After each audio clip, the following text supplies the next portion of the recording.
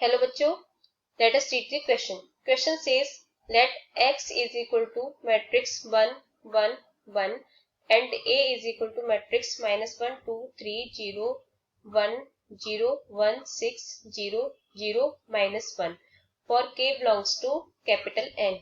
If x dash a to the power k into x is equal to 33 then k is equal to. तो आइए इसके लिए हम की कंसेप्ट को समझ लेते हैं. की कंसेप्ट तो यहाँ पे हम समझ लेते हैं कि ट्रांसपोज मैट्रिक्स क्या होती है. इसे हम प्रेजेंट करते हैं जैसे हमारे पास कोई मैट्रिक्स है ए, तो हमें इसका ट्रांसपोज निकालना है तो इसे हम डैश से रिप्रेजेंट करते हैं. तो जैसे हमें कोई ए मैट्रिक्स दे रखी है ए बी सी डी, तो इसका ट्रांसपोज क्या हो जाता है, रो टू कॉलम कॉलम टू रो. तो ये हो जाएगा ए सी डी बी. तो अब हमें यहाँ से क्वेश्चन में क्या गिवन है, x dash a to the power k x is equal to 33. तो यहाँ से हमें x मैट्रिक्स ये दे रखी, तो इसका ट्रांसपोज क्या हो जाएगा, रो को कॉलम को हम रो में चेंज कर देंगे तो ये बन जाएगा 1 1 1 and a to the power k यानी कि a to the power k minus 1 2 3 0 1 6 0 0 minus 1 और ये a to the power k और इनटू ये मैट्रिक्स 1 1 1 और इज इक्वल टू 33. अब हम इसको ऐसे ही बने रहने देते हैं. अब हम सबसे पहले a to the power k की वैल्यूज पर हम बात कर लेते हैं.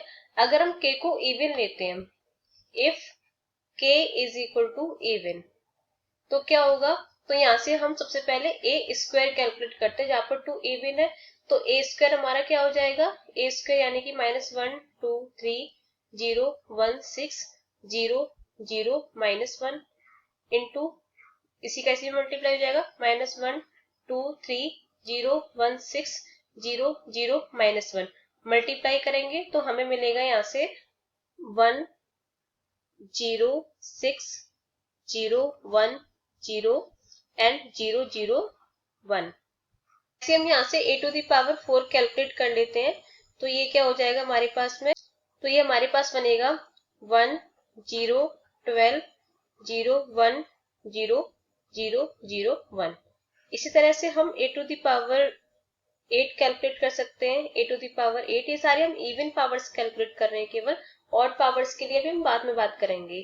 तो a टू द पावर 8 क्या हो जाएगा, ये हो जाएगा 1 0 24 0 1 0 0 0 1. ऐसे ही हम a to the power 10 calculate करना है तो आ जाएगा हमारे पास में 1 0 30 0 1 0 0 0 1. तो यहाँ से हम देख सकते हैं सारी मैट्रिक्स को, यहाँ पर ये सबके सब 3 के पूरे मल्टीपल है. तो यानी कि हम यहाँ पर लिख सकते हैं, यहाँ पे ये 12 भी 3 का पूरा मल्टीपल है, 24 भी पूरा मल्टीपल है 3 का, 30 भी यहाँ पर पूरा मल्टीपल है. तो इसे हम क्या लिख सकते हैं 1 0 3 इंटू 10, ये 3 इंटू 10 यहाँ पर 10 है तो यहाँ पे भी 10 0 1 0 0 0 1. ऐसे हम इसको लिख सकते हैं 1 0 3 इंटू 8 0 1 0 0 0 1.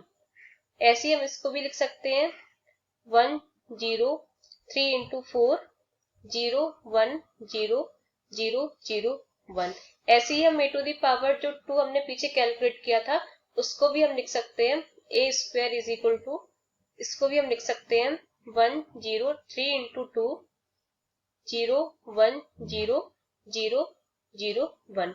तो यहाँ से हम देख सकते हैं जो भी यहाँ पर पावर्स थी वो मल्टीप्लाई में आई है.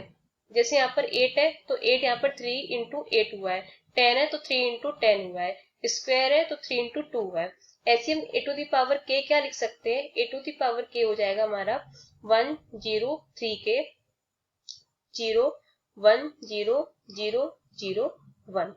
तो अब हम इसको पुट कर देते हैं अपनी पीछे इक्वेशन में. तो अब हमें क्वेश्चन में क्या गिवन था, x dash a to the power k x is equal to 33. तो x डैश क्या था 1 1 1, a to the power k की अभी हमने वैल्यू कैलकुलेट करी है तो 1 0 3 k 0 1 0 0 0 1 एंड x की वैल्यू क्या है 1 1 1 और ये 33। तो पहले इन दोनों का मल्टीप्लाई कर देते हैं, तो ये हमें मिल जाएगा 113k प्लस 1,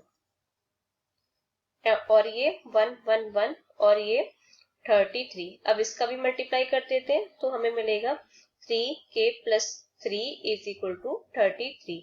तो यहाँ से 3k is equal to 30 and k is equal to 10। तो हमारे पास k की कितनी वैल्यू आ गई है, 10 आ गई है।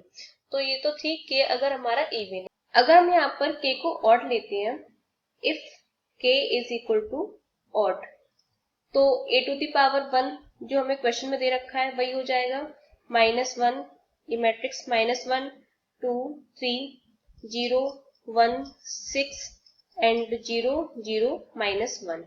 अगर हम यहाँ पर a to the power 3 calculate करें तो कितना आएगा हमारे पास में, ये आएगा लगभग -1 -1 2 -3 0 1 6 0 0 -1।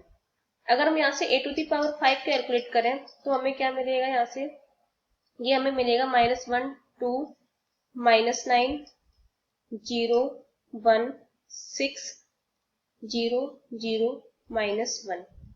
तो यहाँ से हम देख सकते हैं, अगर हम यहाँ लिख के बाकी पूरी मैट्रिक्स सेम है, बस ये हमारे नंबर्स अलग अलग है, तो हम इनके अकॉर्डिंग पैटर्न बनाने की कोशिश करें। तो अगर हम इसको 3k लिखें, तो अगर k की वैल्यू 1 है यहाँ पर, तो ये तो 3k लिख सकते हैं इसकी जगह, लेकिन हम यहाँ पर 3k नहीं लिख पाएंगे, क्योंकि अगर हम 3 इंटू 3 करेंगे तो 9 आएंगे, जबकि यहाँ पर -3 है।